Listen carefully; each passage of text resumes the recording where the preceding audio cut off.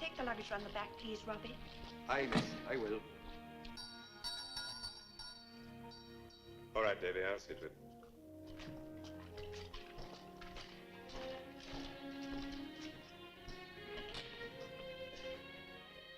Good evening.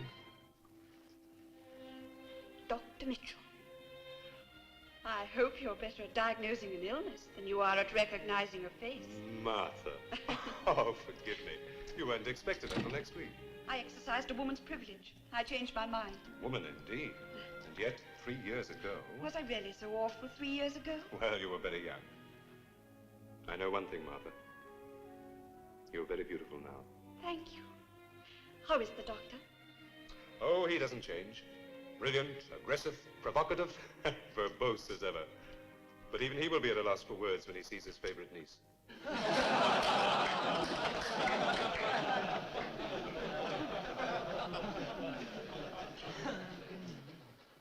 Miracles, gentlemen, are an apology for ignorance and a retreat for fools. You, men of medicine, are the modern miracle makers. To primitive man, the human body was a miracle. To us, it is a structure of some 260 bones and attendant glands, muscles, blood vessels, nerves, organs, and tissues. A complicated structure, I grant you, but to us, no longer a miracle. And so today, some of you become doctors in your own right, masters of anatomy. I congratulate you. You are entering the most honorable profession in the world. Sometimes too honorable. If half my colleagues pursued the study of disease as strenuously as the honor of knighthood, the country would be a damn sight healthier place to live in.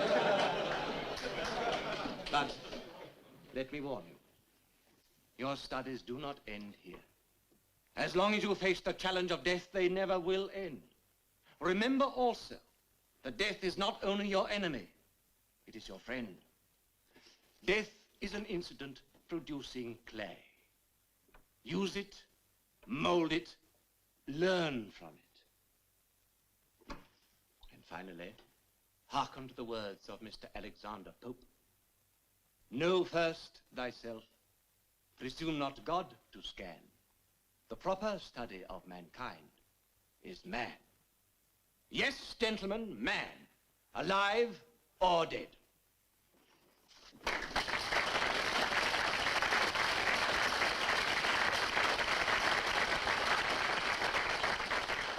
Excuse me, sir. Yes, Jackson? May I speak to you, sir? Certainly. Thank you, sir. Well, I was hoping to have graduated this term, sir. not more than I, Mr. Jackson. You'll tell me where I fail, won't you, sir? I try. I work harder than most. I try to please you. Please me indeed. Do you consider yourself harshly treated? No, sir. Unjustly? No, sir. I will diagnose the cause of your failure, Jackson. You are far too emotional. Emotion is a drug that dulls the intellect. You must learn to approach the science of medicine with a more clinical mind. Confine yourself to the abstract. When you are capable of doing that, then you will graduate with honors. Yes, sir. Jackson, Sir? are you short of money? Oh, sometimes it does get a bit difficult, sir, I but asked for a statement, not a soliloquy. You could assist Davy to treat the subjects. You know what to do? Yes, sir. That'll put an extra guinea a month in your pocket. Thank you, sir. That's very generous of you, sir.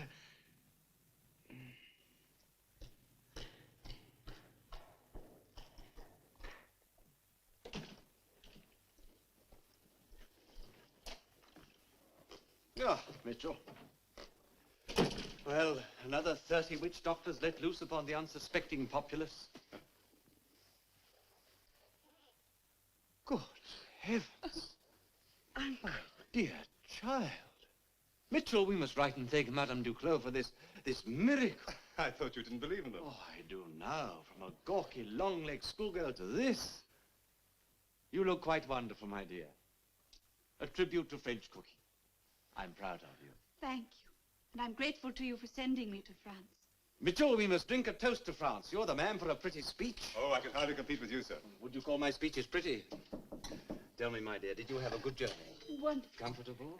Excuse me, sir. There are two gentlemen here with the stiff. I beg your pardon? With the subject, sir. Thank you. Yes, sir. Attend to this, will you? And don't wait for me. You'll tell him all about the broken heart you left behind you in Paris.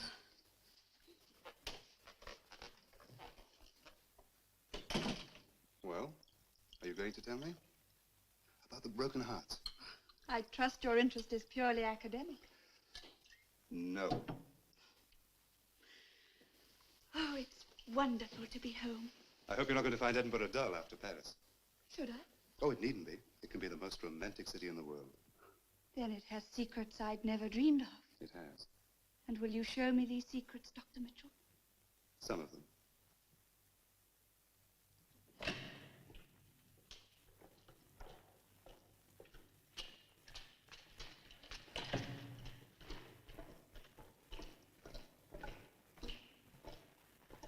Nice and fresh, sir.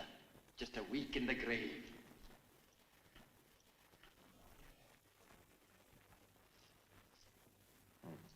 I'll give you 5 guineas. Oh, but 5, I said. well, Doctor, seeing you're such a good customer, Where will you gentlemen be celebrating tonight? well, I go to the Merry Duke, sir. Take this on account. Jackson, when my housekeeper returns, you'll get her to change this. Go down to the tavern and give them the balance. David Jackson. Thank you kindly, sir.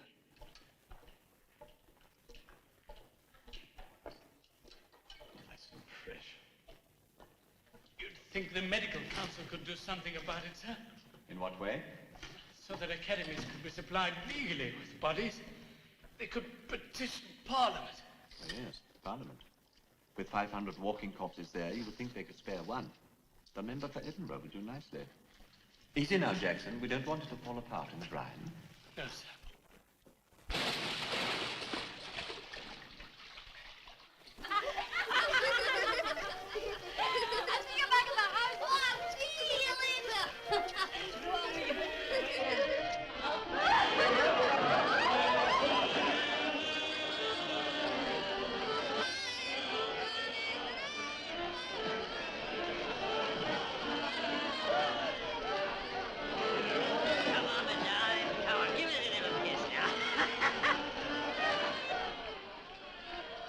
You see them two, Willie? They call themselves resurrectionists. I suppose they think it adds a classy tone to the profession, eh, Willie? It's disgusting. The place is going downhill when they serve the likes of them. Still, there's money in it, Willie.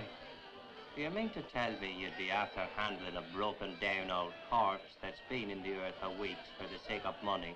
I'm surprised on you. Ah, but the old woman keeps going on about money, Willie. Do you know what she was saying to me? Huh? She was saying I should look for work. No. Aye, it's as true as I sit here. Work? And you're a landlord as well.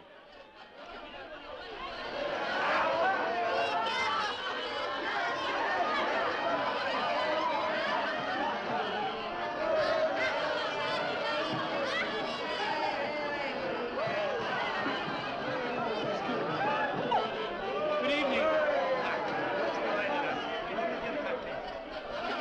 1, 2, 3, 4. Thank you kindly.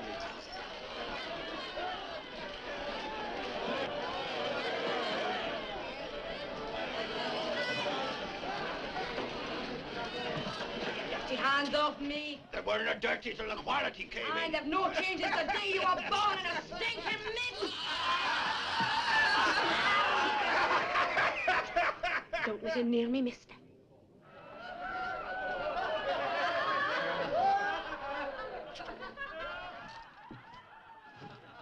your Lady Becker's skirt. Come and get it! Watch, mister.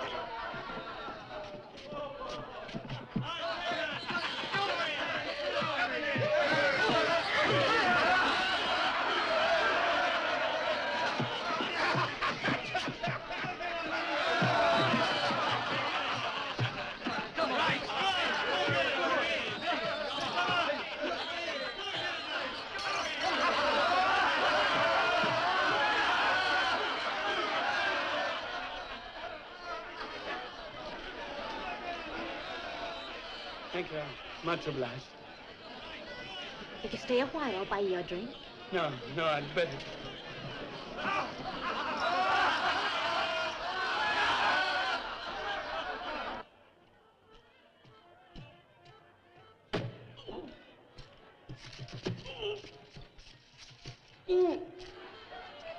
Help! Police! Murder!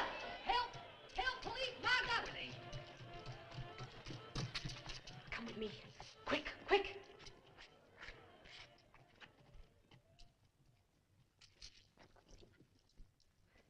Renegade's here.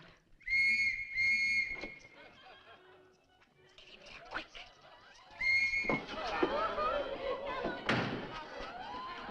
Come on. Hey, Mary! Aye, what you want? Oh, you have to clobber them in the streets to get a fellow. Aye, well, at least I can still get him sober, dearie. Come on. Hey, come on. Here, give me that. Come on.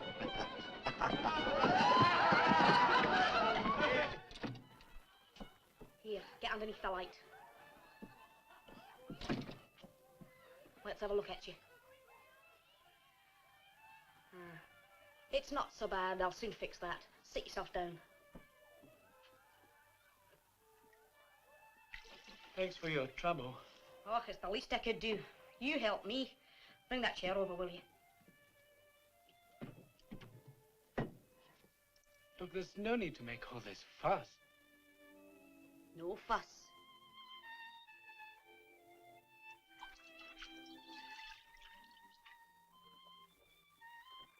Have you been here before? No. No, I haven't. You're one of the medical students, aren't you? How did you know? Oh, we get a lot of your type in here. Them and art students. They come to study the human form.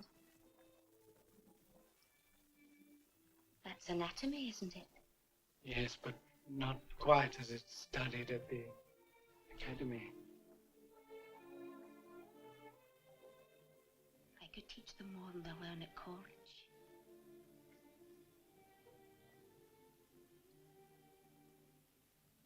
Don't you think I could? I think I'd better go. Did those villains get your purse? No, it's still here. Good. I'd better go. Don't you like me? Yes, I do.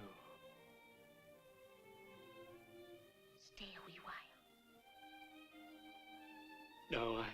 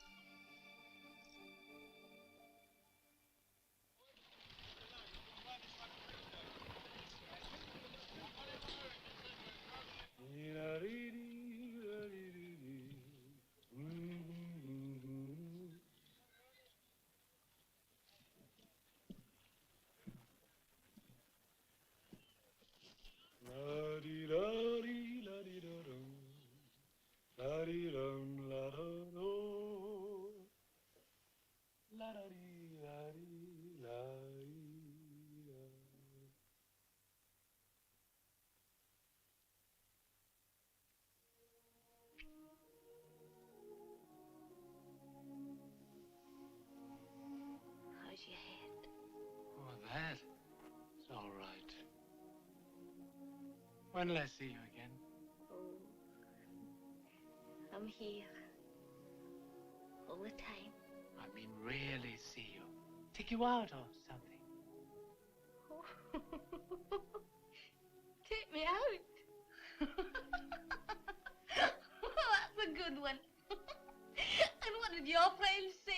sell you out with the likes of me? Don't laugh, Mary. When? Tomorrow, maybe.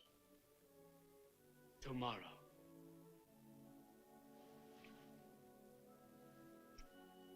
You'd better go. You're going to be late for your class. Good Lord, yes. Oh, Knox, all right? Tomorrow.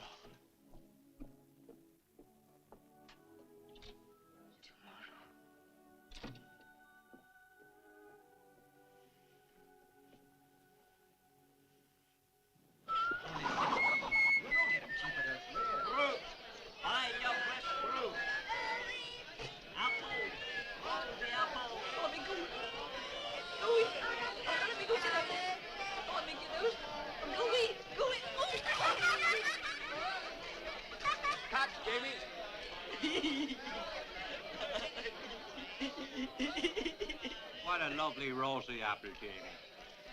See Mr. Corn, Mr. Hare. Did you hear that, Willie? Hey, Mr. Corn. Oh, it's a great wet the boy has. Get out of the You room. know, Jamie, there's one thing you gotta learn. It's a hard life for an Egypt.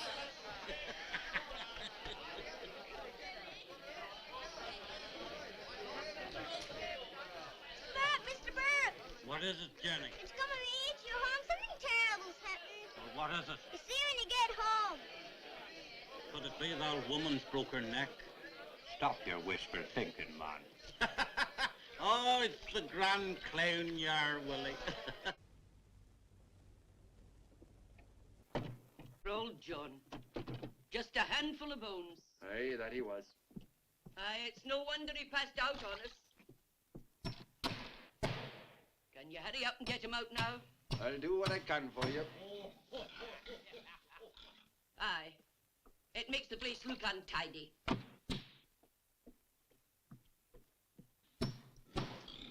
Guess the news, Willie. Surprise me. Old John's been and died on us. No. He must have passed away in the night without a word of warning. Did you hear that, Willie? The lodgers died owing me money. £3 it is. Now, what kind of a man is it would do a thing like that? Huh, trust old John to take the easy way out.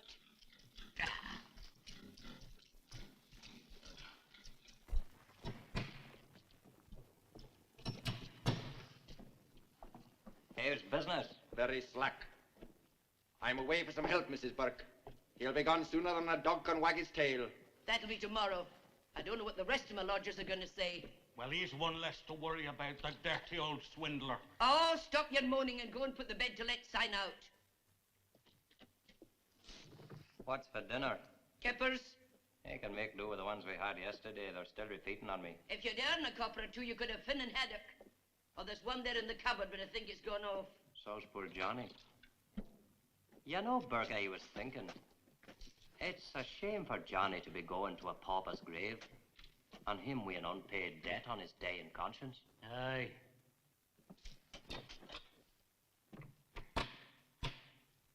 Sure, they put them things on very loose. What are you up to?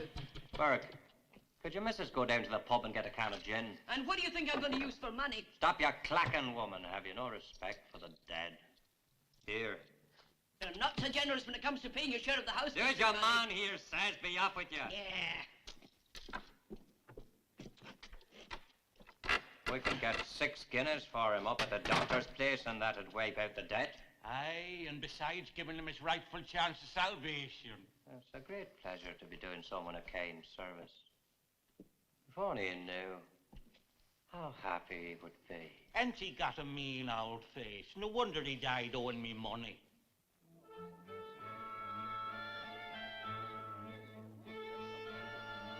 Good evening. Good evening, Doctor. Out of this nettle rash danger, pluck this flower. Thank you, sir. Thank you for the flowers. I'm glad you like them. Why is he giving this party, Geoffrey? To launch you on Edinburgh society. The real reason.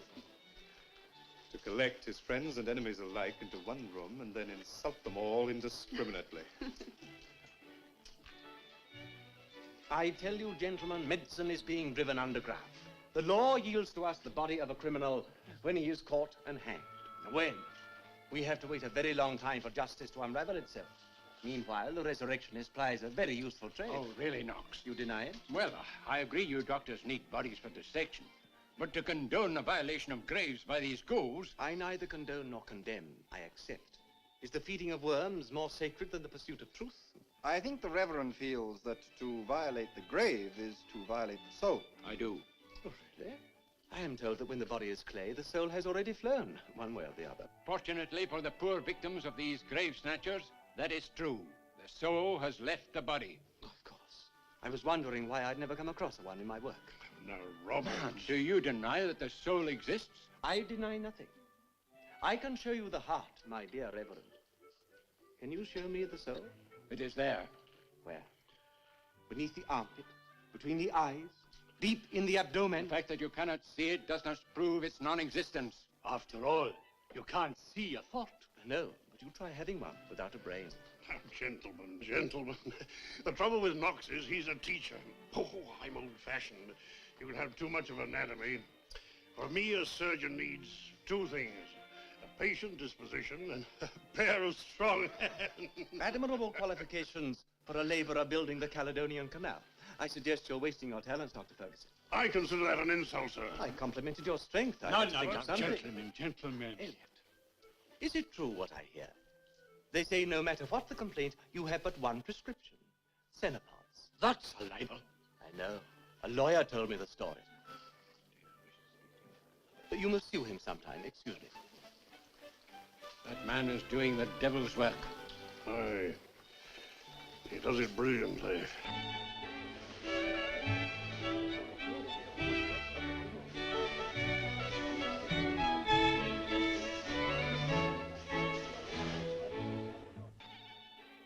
It's terrible creepy here, isn't it, Willie? I need to talk into me.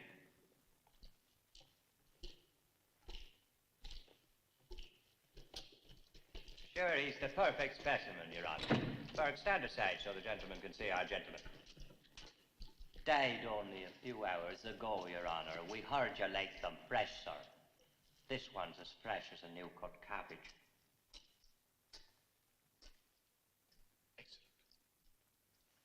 Excellent. I'll give you 7 guineas. Thank you kindly, Your Honor. Is this your normal line of business? Well, it's Mr. Burke here. He's by way of running a small lodging establishment, you see, and... I see. Mm-hmm. Put him in the brine, Davy. May the saints preserve, Your Honor. And may his soul rest in peace. Amen. This way. Come on, Willie.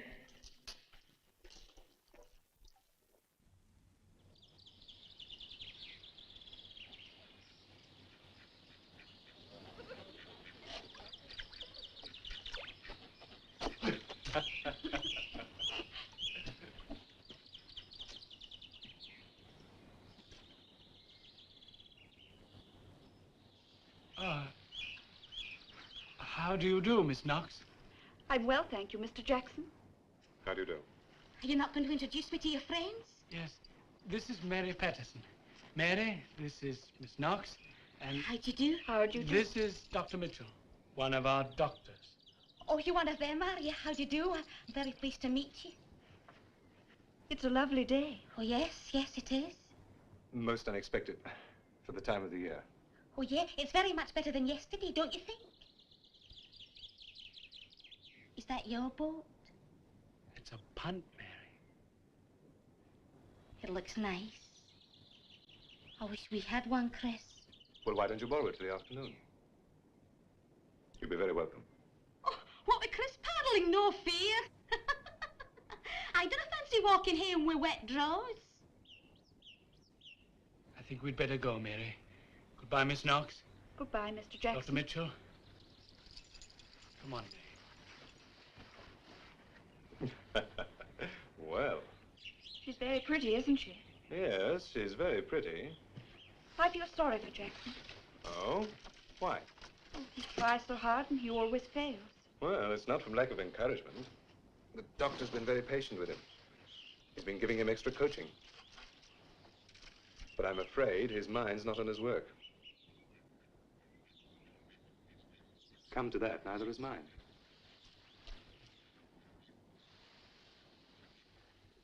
What's the matter, Mary? Were you ashamed to introduce me to your friends? Oh, they're not exactly friends, and I wasn't ashamed. I will. You looked it. Look, Mary, I'm proud of you. You know that? I'm the proudest man in the world.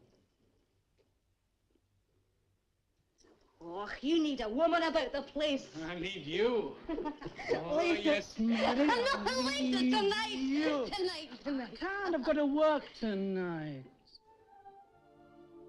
What? Tonight? I've got papers to prepare for tomorrow's lecture. I thought perhaps we could go out for a wee drink somewhere. And then come back here. No, I... Don't work tonight, Chris.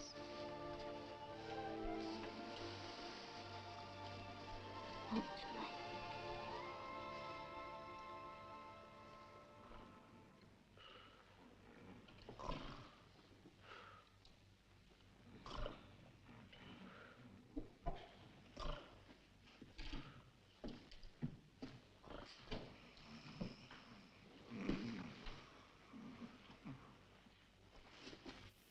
Come on, Bert.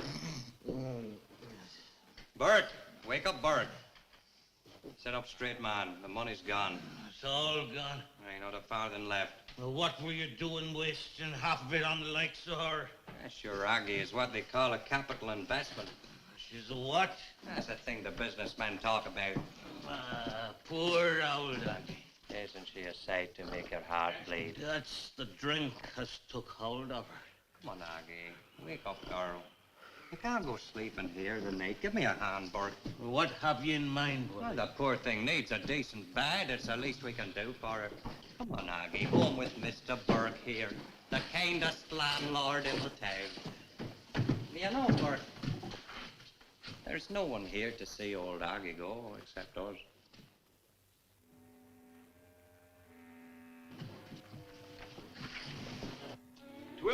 O'clock, all's well. 12 o'clock, all's well. 12 o'clock, all's well.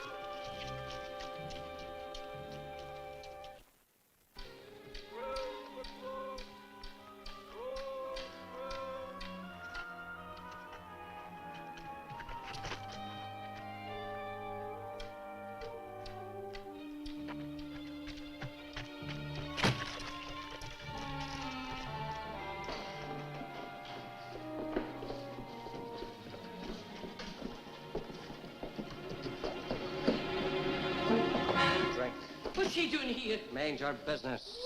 Where am I? Oh, Aggie, you're among friends. Oh.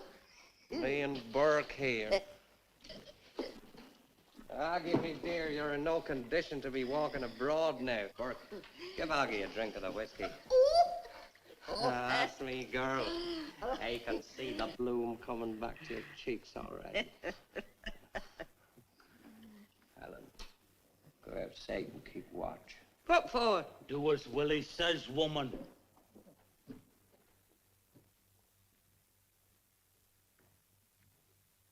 Let us know if you see anyone coming.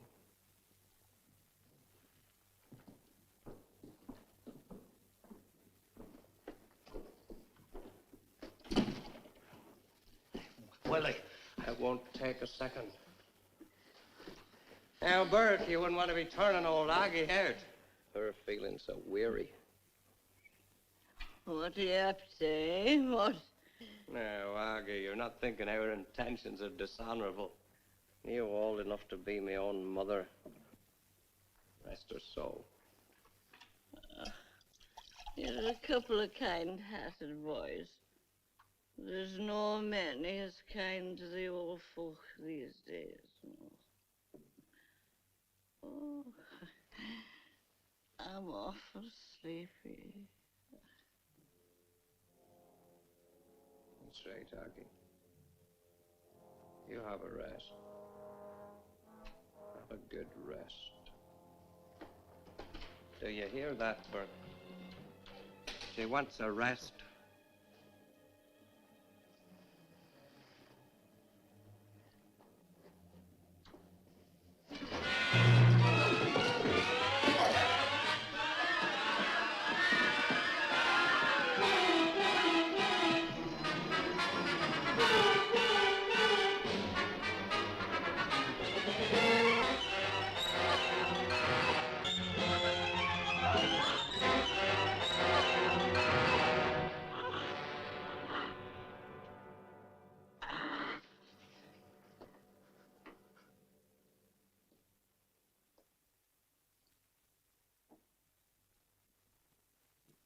Hardly a whisper.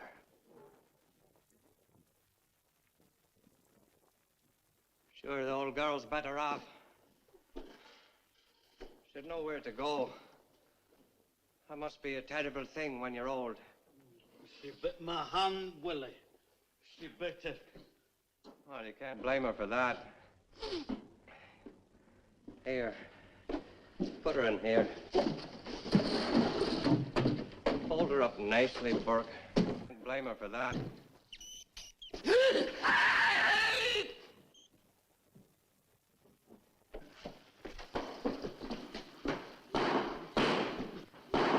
Filthy thing. A filthy, rotten thing. Ain't she a beauty, eh, Willie? Ain't she a beauty?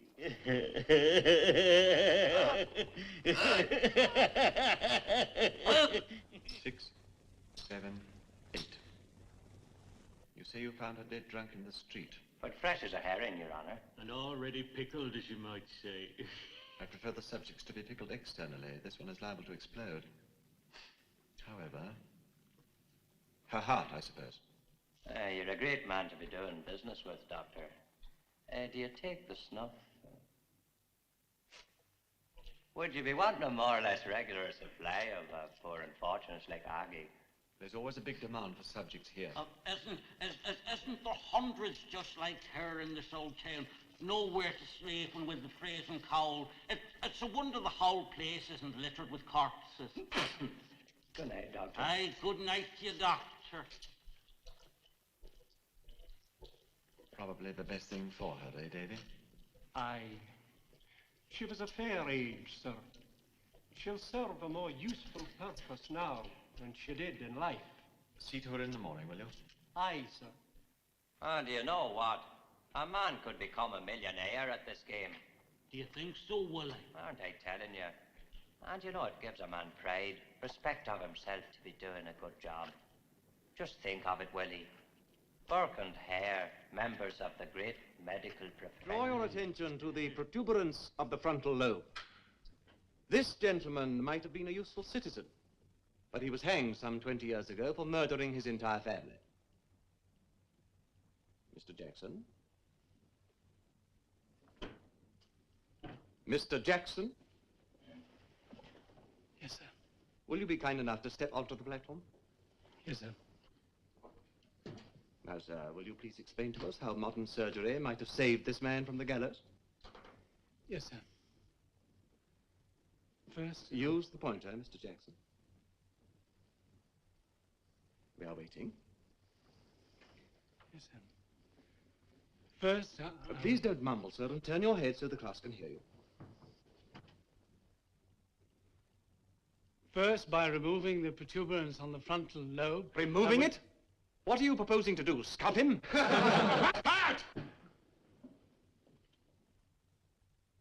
sorry, sir. You cannot enlighten us? No, sir. Were you not given a thesis to prepare on this subject, Mr. Jackson? Yes, sir, but you see... That will be all. Mr. Smedley? Proceed, Mr. Smedley. Modern surgery could have lifted part of the lobe, approximately 1/8 of an inch, so that the pressure would be taken off the brain. Very good. Continue, please.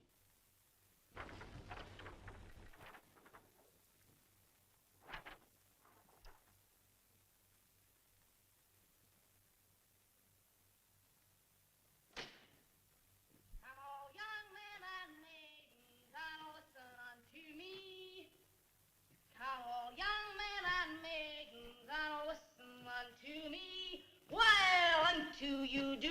unfold what prove my destiny.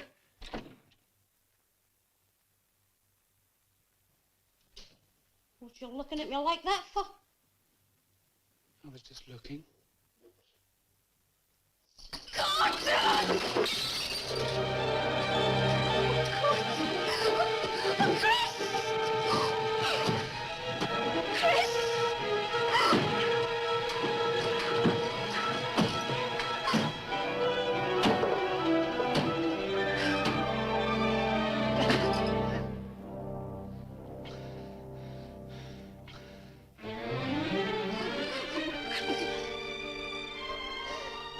Mary, it's all right.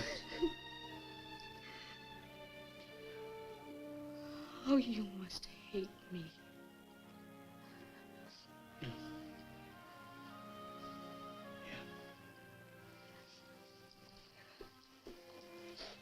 Where did you go?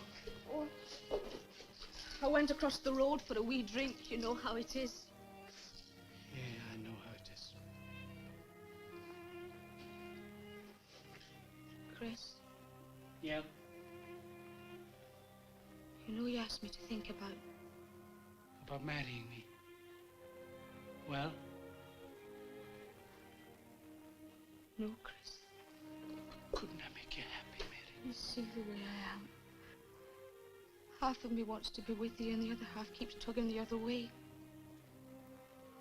I'm not a good girl for you, Chris. I never was. I need to go out and laugh and have fun and maybe have a drink too much, you know? I don't want to make you miserable.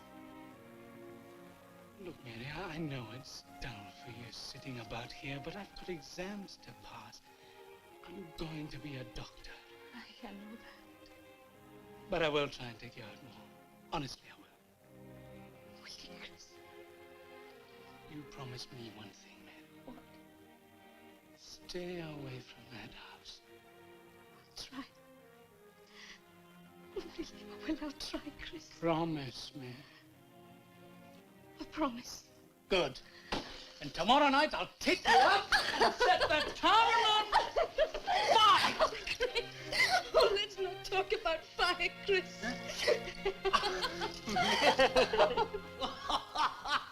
Oh, it's the real aristocrat here, Willie. That's the finest whiskey I ever seen in my life. That suits the colour of your eyes. Bloodshot. Ah, keep a civil tongue in your head, woman. Is there nothing for me? What do you want? Oh, I saw the bed to let notice. And if the bed's still vacant... Oh, don't stand there in the draught. Come in.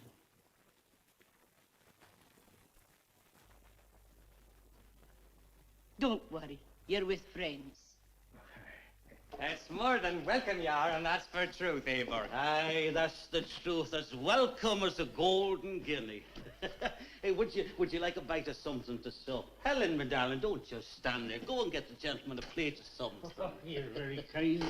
I'm a poor man, but I won't be any bother. Oh, sure, you'll be no bother at all. Have you been long in Edinburgh? Oh, no, I just arrived the day. I'm down from Inveran. That's a war up in the Highlands, you kid. Is it now? Did you hear that, Burke? A gentleman's come all the way down from the Highlands. Aye. Will you be wanting the bed for long? Ah, well, that's hard to see. I'm looking for work, you see. I see. Tell me, do you take the snuff? Okay, thank you. Tell me, Mr. McLaren.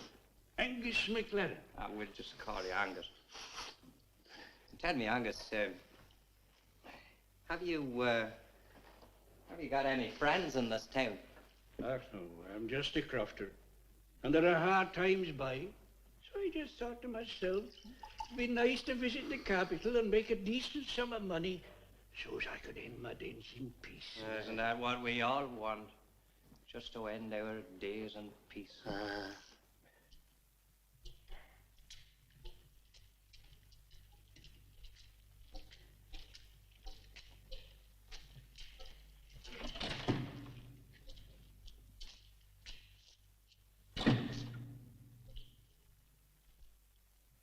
You've done business with us before, I gather. Oh, aye, sir, that we have. With Dr. Knox. The doctor is occupied at the moment. I'll attend to you myself. I'm Dr. Mitchell. Well, open the box. Aye, sir.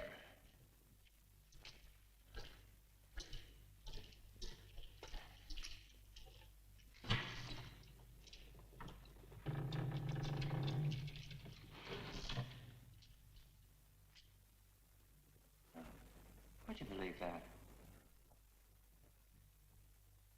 This man died only a few hours ago. Oh, aye, that's right, Doctor. You see, we got in quick before the parish undertaker could get us thieving hands on him. Where'd you get him? Well, you see, the poor old soul was lodging at my colleague's house. That's Mr. Burke here. And he seemed to take ill, just old age, passing away in the night. How did he get that bruise? Bruise? Has he got a bruise? Well, look for yourself, man. Do you see that, Burke? He's got a bruise on the side of his head. Isn't it amazing? You know, I'm glad you pointed that out, Doctor. I said, where did he get it? I don't think there's any need to cross-examine our friends, Dr. Mitchell. We've had several fine specimens from these gentlemen in the past. I was merely trying to establish the cause of death, sir. Don't tell me he was a patient of yours, Mitchell. Yes, I think 8 guineas is the current market price, is it not? 8 guineas it is, sir. And as ever, sir, it's a pleasure to be doing business with a fine gentleman like yourself. Aye, that it is, Doctor. Show our friends out and then lock up, will you, David? Good night, dear Doctor. Good night.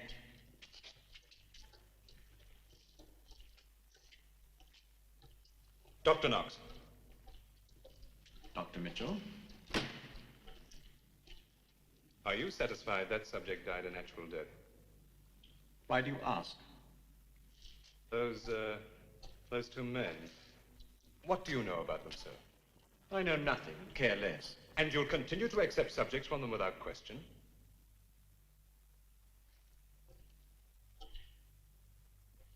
I will continue to teach anatomy, using the best specimens available to turn out doctors who will replace quacks. Is there anything else? No, sir. Then good night, Mitchell.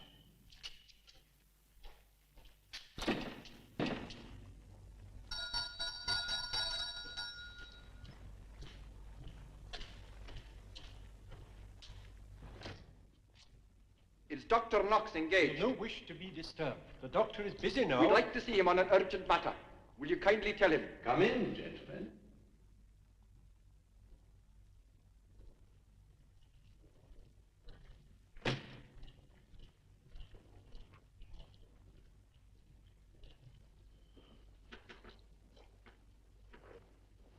This is a great honor. 4 of Edinburgh's leading surgeons. Dear me.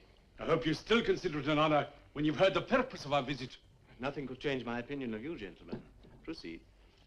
An article by Dr. Knox. Page 13, but pray don't trouble to find the place, Dr. Elliot. I have an excellent memory. A few months ago, a man came to the Edinburgh infirmary with an aneurysm connected with one of the larger arteries of the neck. Notwithstanding its obvious characteristics, even to the merest beginner, that it was an aneurysm, a certain distinguished surgeon pronounced it to be an abscess. Accordingly, this celebrity, who was once an amateur member of the Ring, and who prides himself, among other things, upon the strength of his hands and arms, without pretension to head, plunged his knife into what he believed to be an abscess, and the patient died in a few seconds. Oh, the damned effrontery! How dare you? Dare? Is that a challenge? Why didn't you name the surgeon? Are you frightened of a lawsuit? Since we all know your name and your reputation. You heard that, You gentlemen. surprise me, Dr. Ferguson. I would prefer to remain anonymous. I intend to sue you to the last penny in your possession. A most laudable enterprise. No doubt your preoccupation over a rich harvest will inspire a more adequate excuse for your next failure. Why, you... Why didn't you let him strike me? Or were you thinking he would have provided a more potent weapon in the law courts than a mere wrangle over an undisputed fact?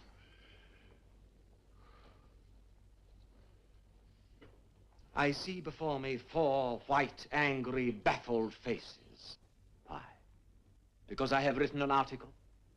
Because I have accused one of you of murder? My friends, go ahead. Take me to the high courts. And in the words of your puppet, sue me for every penny I possess. A businesslike venture. I wish you better success in the field of commerce than you have enjoyed in the sacred task of our profession. Is that all you have to say? No. I am aware that the path of truth was never strewn with roses. On every hand one encounters a grey gauntlet of empty threats. To be condemned by ignorance is a compliment to knowledge. Croak your miserable way to the law courts if you dare. I will meet you on the steps with a torchlight to scorch into your souls and leave them bare as a warning to your future victims. And now, if you will be so good as to incline your heads slightly to the right, you will observe the door. Please use it.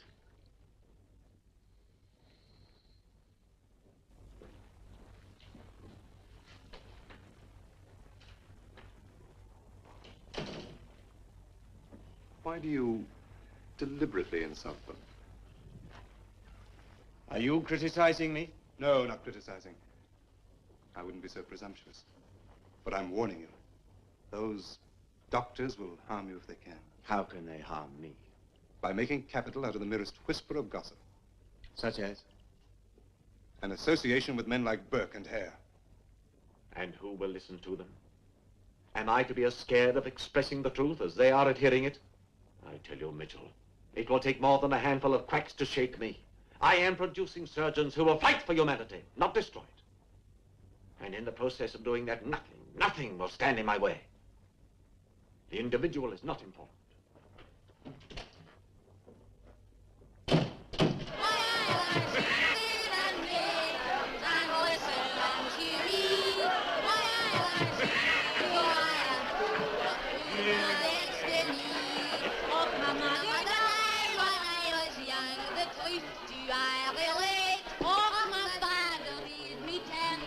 Hey, what's the time?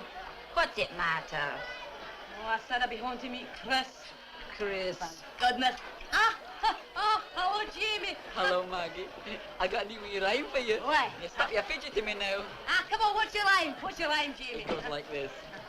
There are creepers and crawlers and six-legged bogies and things that go bump in the neck. Oh, that's very good, Jamie. Isn't that good? Aye, it's good. I'll give you a penny, huh? If you can remember the rest of it. Oh, come on. Let's go over to the house, Mary. Come on, there'll be free drinks over there. Oh, good night, Another time.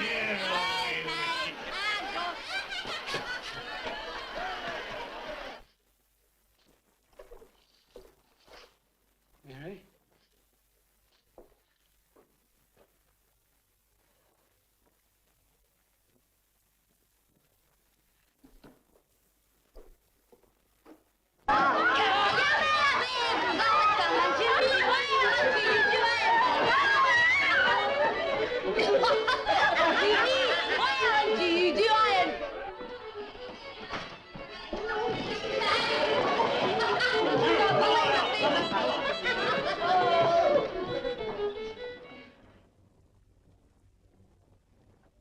Get your coat, Mary.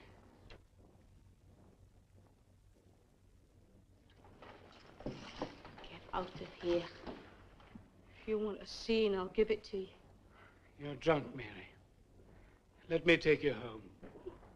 Well, let me take you home. Did you hear that? Let me take you home, he said. Thought if you were half a man, you'd drag me out of here by the roots of my hair. But you just tried and I'll kill you. Go home yourself, Chris Jackson, and scratch your wire with your pen like a good boy so the doctor will be pleased with you in the morning. And don't keep a light burning for me, because I'll no be back. I'm not going to be bored anymore by your mealy-mouthed talk. Come on. Come on.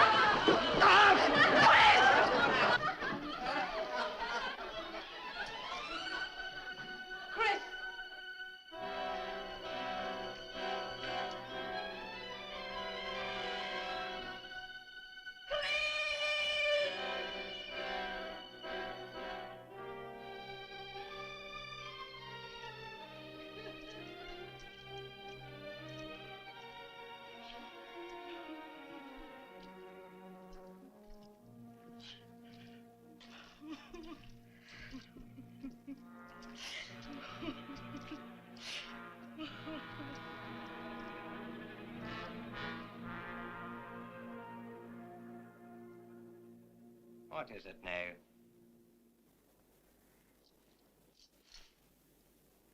Nothing. Give me a drink. Of course, me darling.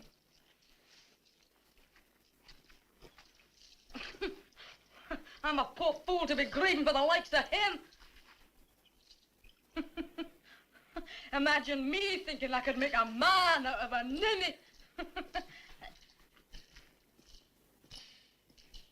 There's plenty more of that where we're going. Why? Where'd that be? Tanner's close. Just the three of us. As cozy as 3 bugs in a rug. It's just around the corner. Just around the corner. Just around the corner. Just around the corner. Just around the corner. Just around the corner. Come on.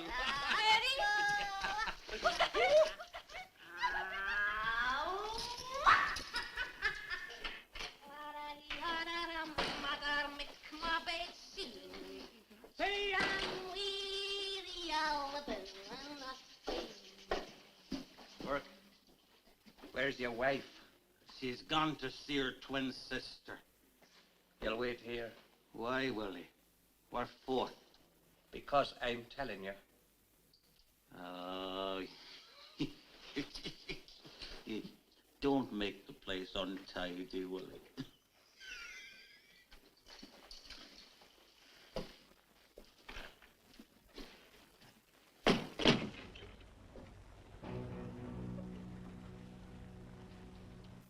We're together, Mary.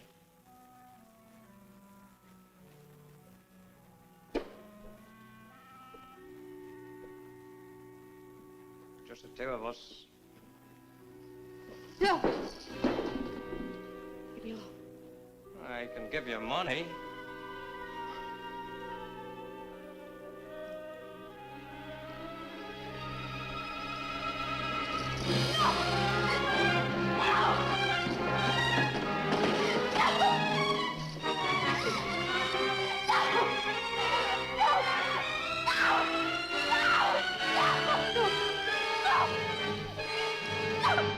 Please! No! No, please! No! No!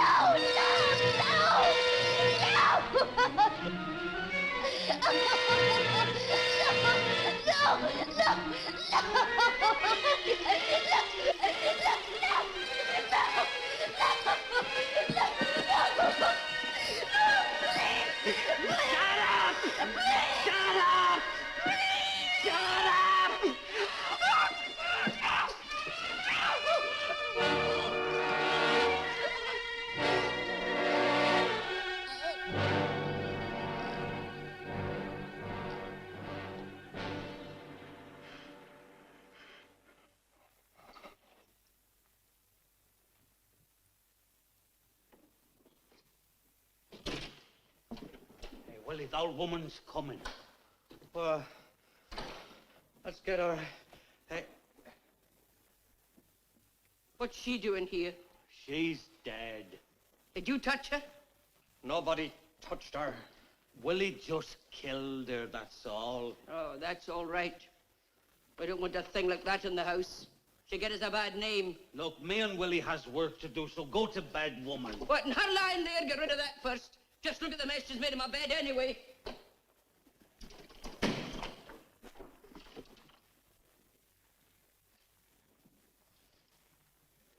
She looks lovely, Willie. You know, I'm thinking a good doctor should give us a bit more this time.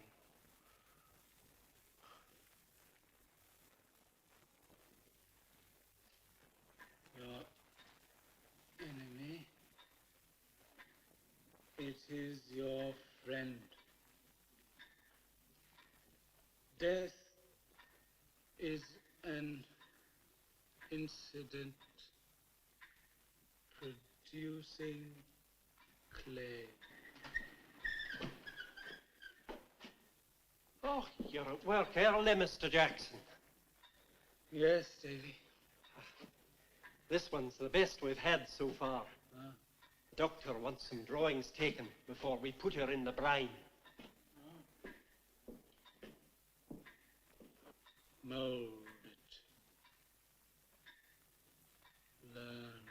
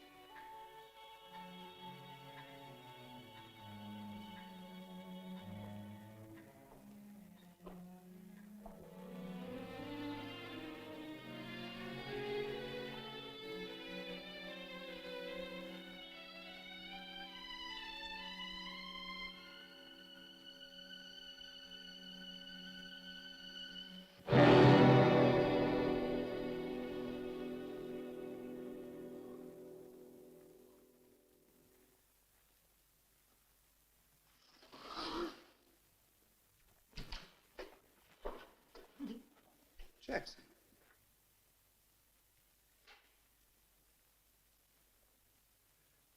Well, what is it, man? Hey, what's the matter with you? Jackson!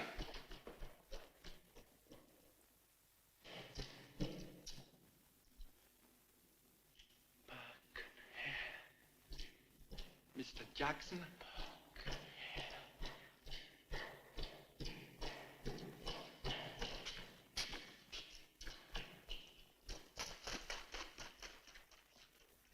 What is the matter with Jackson? Aye, he was acting very strange. I can tell you why. Well? Burke and Hare have just brought in the body of a woman named Mary Patterson. She was Jackson's girl.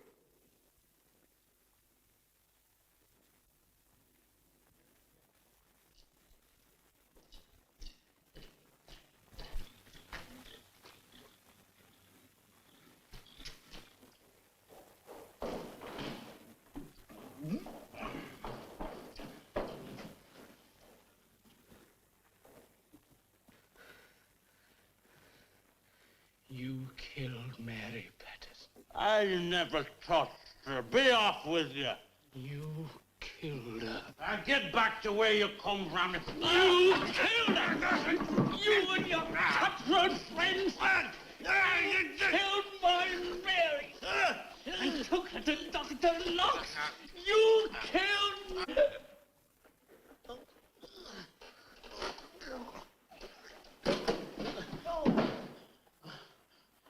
Well, Burke, that's one subject we won't be selling to Dr. Knox.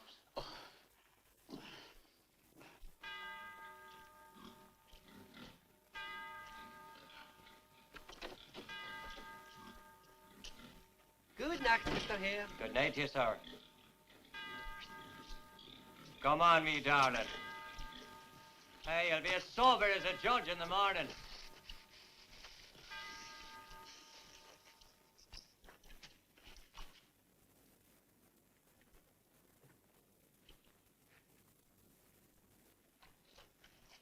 What's the matter with your friend? It's fine. We'll see you later, Jamie. Oh, I may as well come along with you. Can I give you a hand? He doesn't look very well. All right. He's had too much to drink, that's all.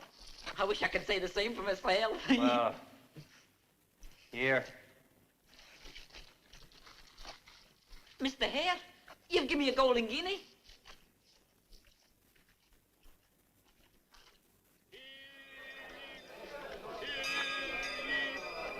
Murder! Murder in Westport! Murder most foul! If any, in the name of the King, have any information which will lead to dedication.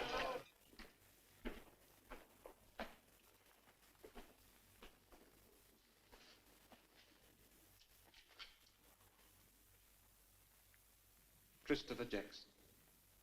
I Are you quite sure, sir? Quite. You say he was stabbed? Yes, sir. He was found in an alleyway early this morning.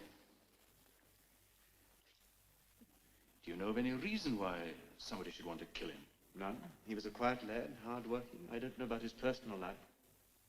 Do you, Dr. Mitchell? I can't think why anybody should want to kill him. Well, thank you, gentlemen. I don't think I need detain you any longer. Thank you, Inspector.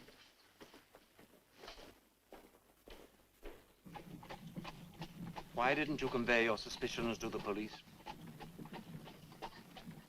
Did you want me to? And why not? You know what I fear, sir. An opportunity for your enemies to destroy you.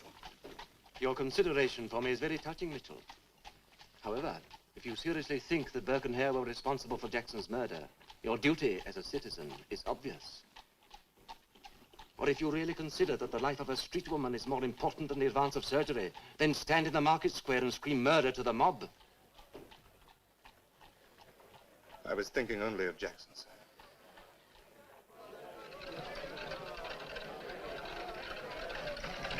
Hey, come in. Hey, did you see that, Welly? Aye, the good doctor coming away from the police station. A lot of good that'll do the Polish. Hey, what you skulking there for, you daft loon? Did you get the drunk home safely? Hey, we got him home safely, Jamie. I was just asking. You see, I've done a terrible sin. Did you know? I found a man in the alleyway. He was dead. And what was the wicked thing you did then, Jamie? I stole a ring off his finger. And then, you know, I went to confession. And the priest said I should take it to the police. Now, what do you think about that? And did you take it to the police, Jamie? Not yet. You didn't, eh? Well, it's a wise boy you are, Jamie. Wise? Here, have you got it on you now, huh? No. Hey, and if you take my advice, you'll sell it. You see, the Polish might get to thinking that it was you that killed the man. Now, me and Mr. Burke here, we might be interested in buying it from you, seeing as we're in the trading business. Would you really? Wouldn't we, Willie? Aye, we would. So you run along and get it, Jamie. Shall I bring it here? No, bring it to the house tonight. Then we can have a wee drink just to celebrate the transaction. There's no time like the night for talking business. Well, what do you think, Willie? I don't think he's half so daft as we thought he was. Jamie! Hello, Maggie. I've been searching everywhere for Mary. Have you not seen her? No, Maggie. I haven't seen Mary for nigh on 2 days now. I'm worried about her. Worried? You were talking to Hare just now. Oh, I was... Oh, it's a secret, Maggie.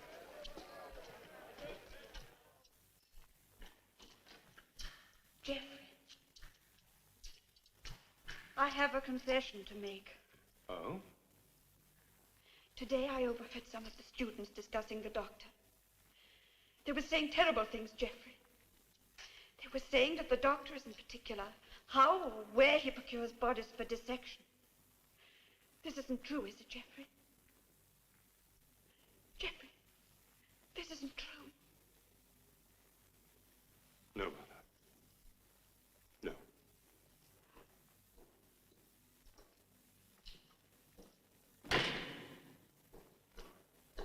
Good evening, Mitchell. Can we discuss tomorrow's lecture? I trust you received my notes. Yes, sir. Our subject is the heart.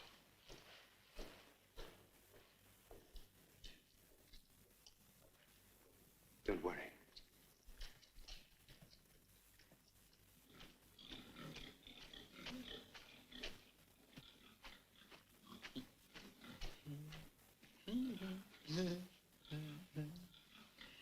Hello, Mr. Burke. Hello, Mr. Hare. Hello, hello. Hello, Mr. Burke. Are you there?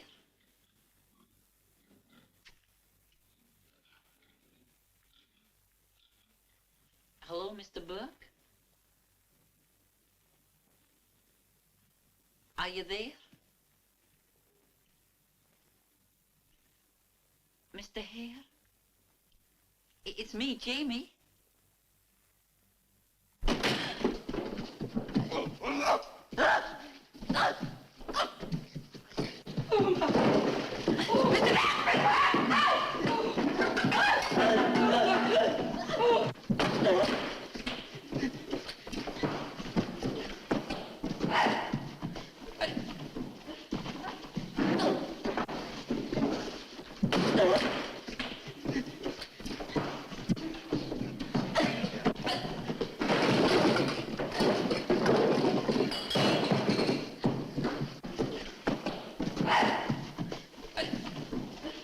Alan, get outside. Watch for anyone coming.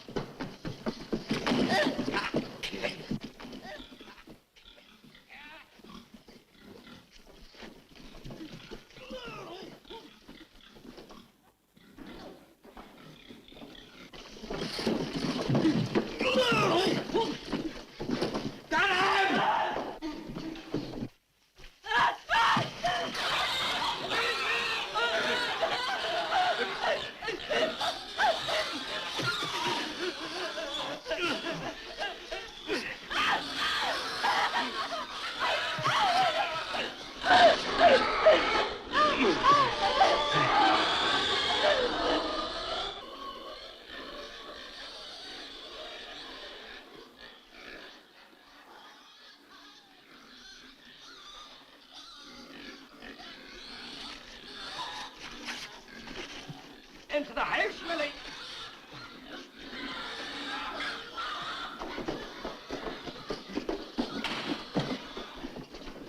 Get him out of here as quick as you can. What's the matter, Alan? There's no more screaming. Only the pigs. Get the box ready, Burke. Oh. And don't let's be forgetting the ring. That's what he come here for.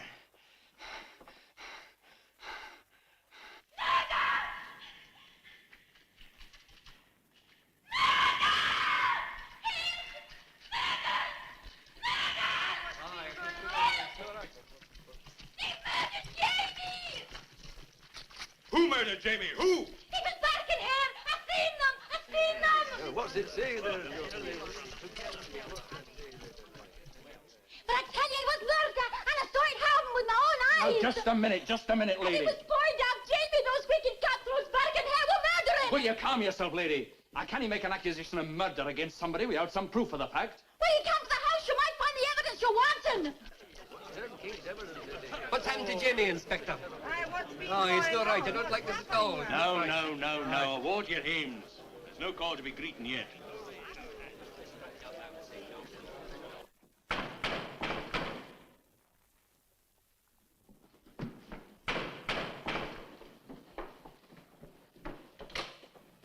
All right, Mistress Burke, where are they? Well, what do you mean? What do you think I mean? You can't come busting into decent people's homes like that. Where's Dob Jamie? I don't know. I never saw him. I swear it, I never saw him, I tell you. And you're lying. No. He murdered Jamie. No, I didn't. Saw it happen. No, it's not true. And Danny Patterson, you dirty beast! It's not true, I tell you. Stop it, man! Stop it! You better let your arms. Stop it, you two! Stop it, will you? They're dead. They're both dead. And if you want to find them, go to the academy of Dr. Knox.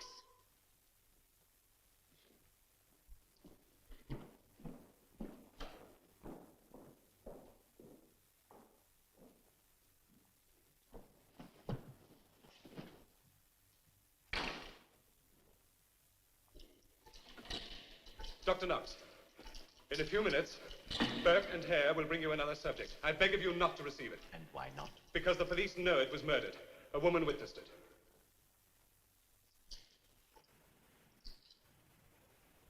Is this what you mean? Yes. Was this young man well known?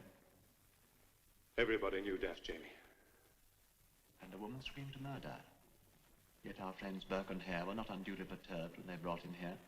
Because they know you have more to lose than they. They're relying on you to cover their traces. Are you accusing me of collusion with them? Dr. Knox, I don't know what to believe any longer. But I beg of you, for your own sake, dispose of the body before... You were saying? It's too late. Open the door, lady. My conscience is answerable only to me, Dr. Mitchell. Nothing is too late. I'm sorry to disturb you, Doctor, but I've received some information from this woman. I have already been informed, Inspector.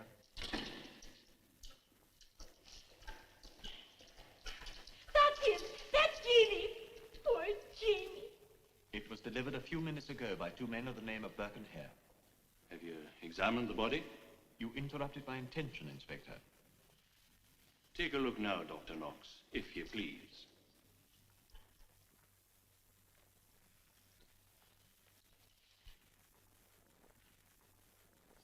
Could you state the cause of death? Violence. Without any doubt. They've been murdering right under our noses. And what's the law doing about it? Let's get after them ourselves. Come on! Let's go!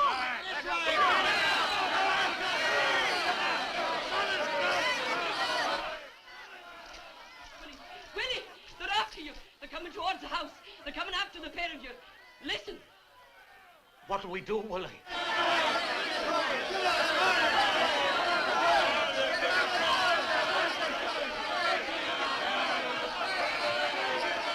It's all up with us. They're close by. The warehouse.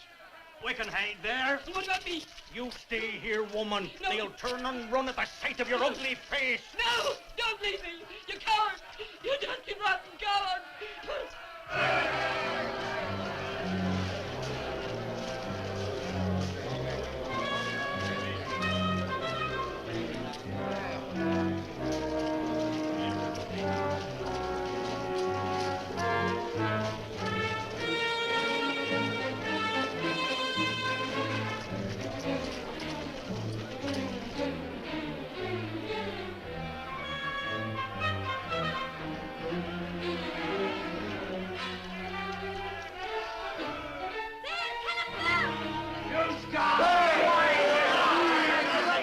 They're away to the warehouse. They're away to the warehouse. Come on, all of you.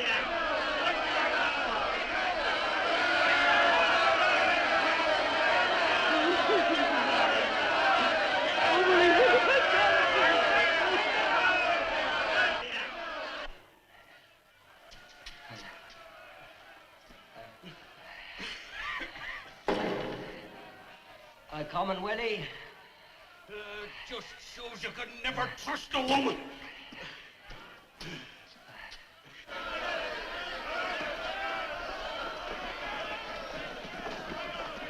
Come on!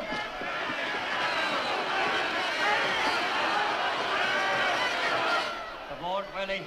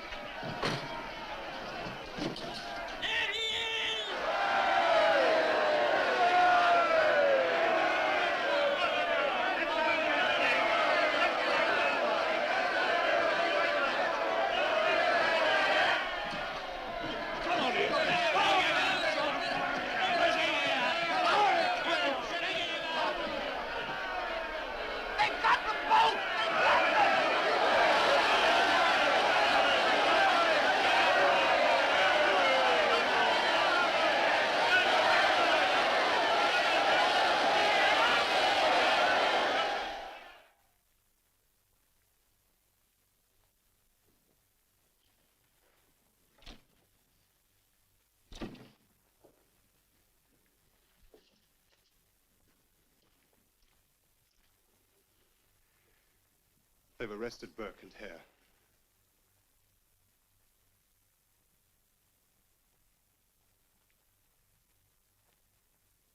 In the case of the Crown versus William Burke, call the first witness for the prosecution.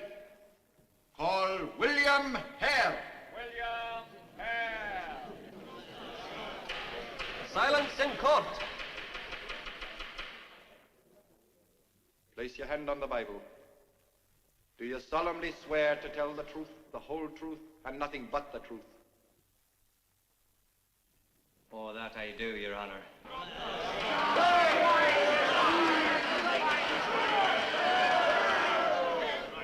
There's Town King's evidence! What is Town King's evidence?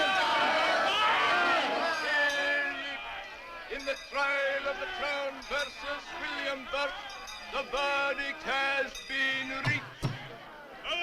Guilty! Dr. Knox, no charge! Dr. Knox, no charge! Shame! But why should that old scoundrel get away free as air? None of the time what was going on. There's me, one of them deserves to live. And as for Hare, They never did an honest day's work in their lives. At the very least, Knox should be put behind bars. he's as guilty as either of them. Now, if anyone else has anything to say against Knox, he'd better tell me now.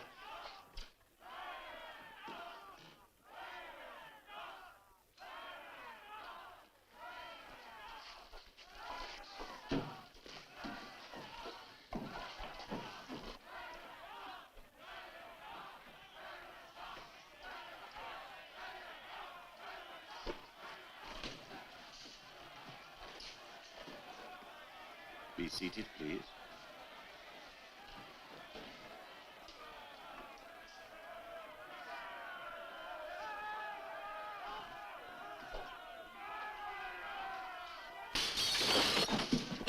Keep your seats.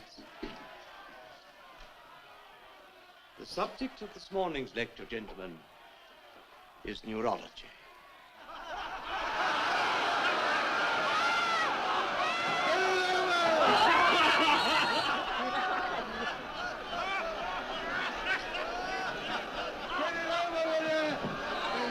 I wonder what he's thinking now! It's a curse on Dr. Knox, I'm thinking, Father. Do you know he never paid us for the last subject we brought him? Now you must make an act of contrition, my son. Ah, that's none of my business, Father. But if he'd paid us for the subject like an honest man, I'd be standing here in a decent pair of trousers, meeting the public as I am for the first time. Miserator destri omnipotent.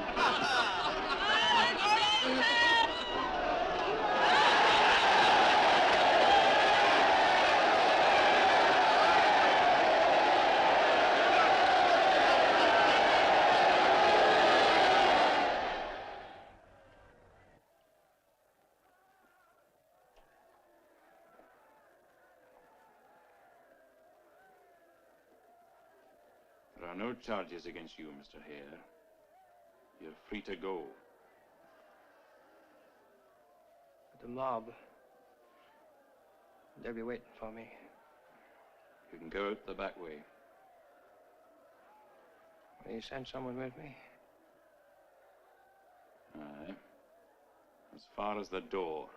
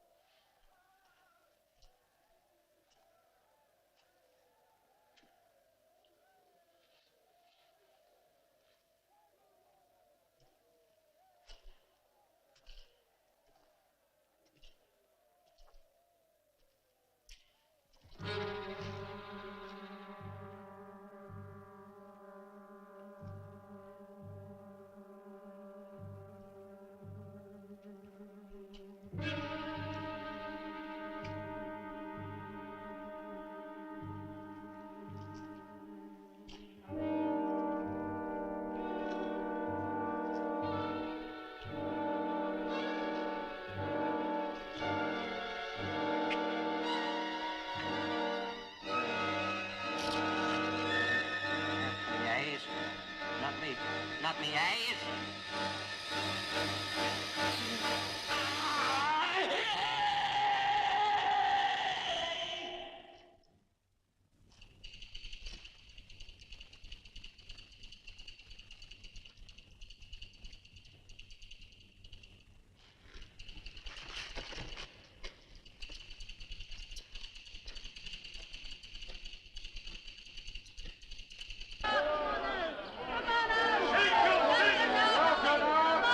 I could get the coach round the back for you. It would only take a few minutes longer.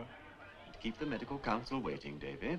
That would be unforgivable. Oh, I beg of you not to go out there.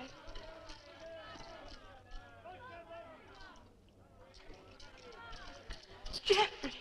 Take care of her, Mitchell.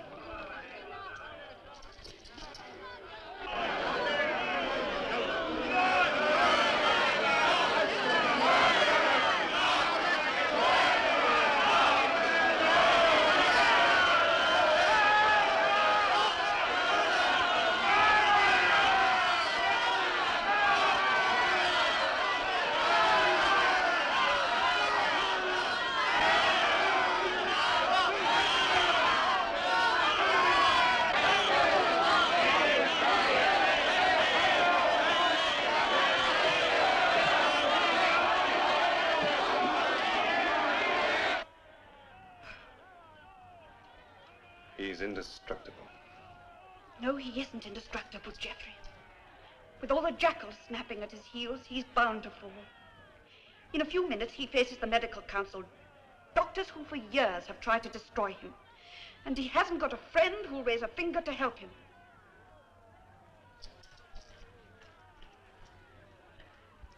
This is not a court of law, Dr. Knox. The medical council is concerned only with the honor of our profession. Have you nothing to say? Nothing. You are my judges, gentlemen. This is a heaven-sent opportunity. Make the most of it.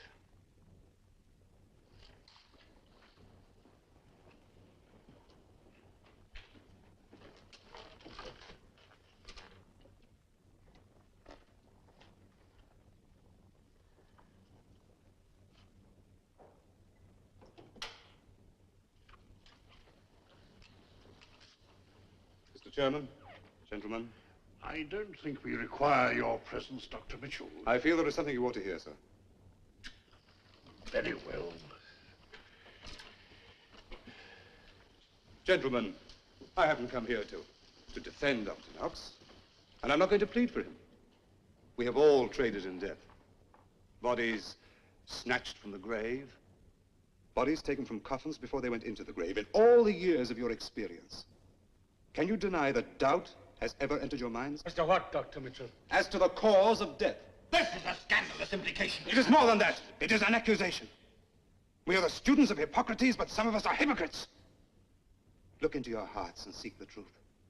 And then if you condemn Dr. Knox, ask yourselves whether or not you condemn each other and the entire medical profession. Dr. Mitchell, I demand that you retract that statement.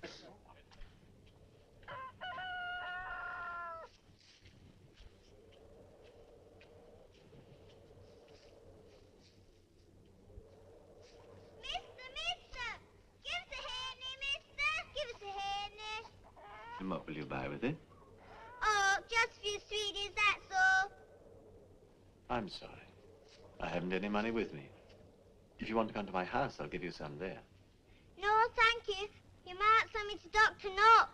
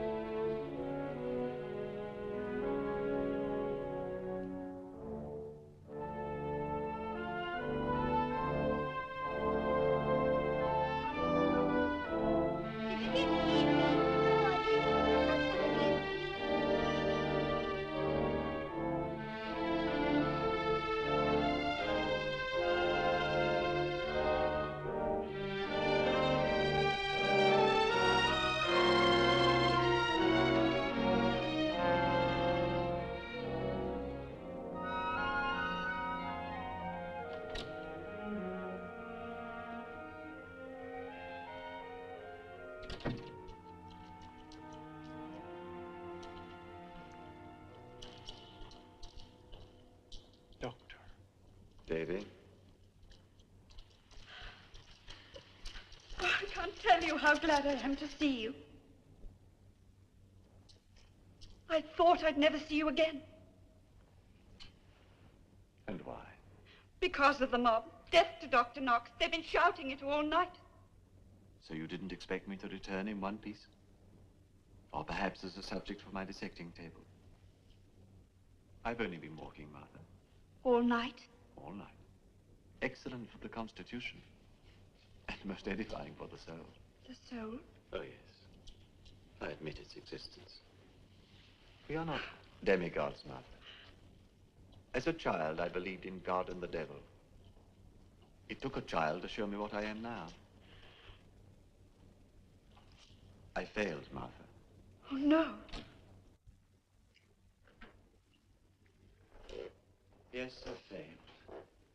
Oh, I don't care what they say about me. I've listened to the screams of the mob and the howls of deprecation from the medical council. Bloodlust and hatred. I bracket my colleagues with the rest. I despise them all. Everyone? Until this morning, yes. But I've just heard the voice of conscience. From a small child, I heard the truth. And what did the voice of conscience say? It said, "You are an ogre, Dr. Knox. You have killed humanity." For the sake of humanity. For the sake of achievement, ambition. Those bits of clay, poor lumps of humanity that Burke and Hare brought in. I have to confess to you, Martha, they seemed so small in my scheme of things. But I knew how they died.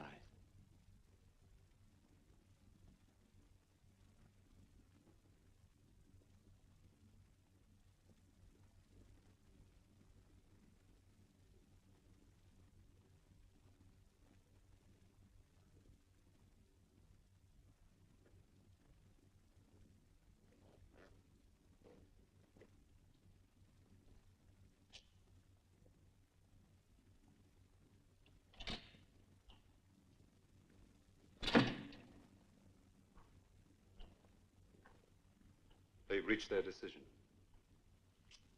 You are exonerated.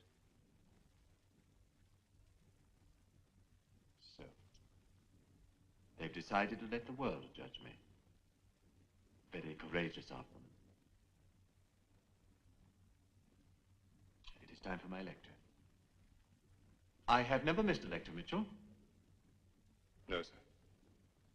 It'll be quite a new experience, talking to empty walls. At least, they won't criticize me.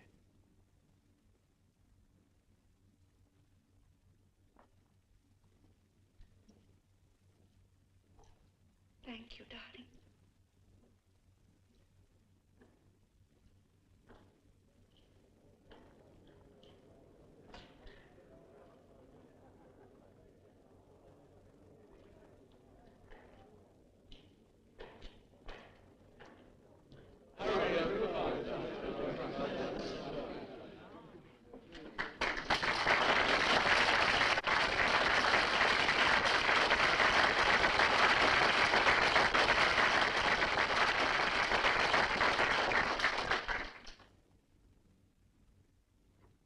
Be seated, gentlemen.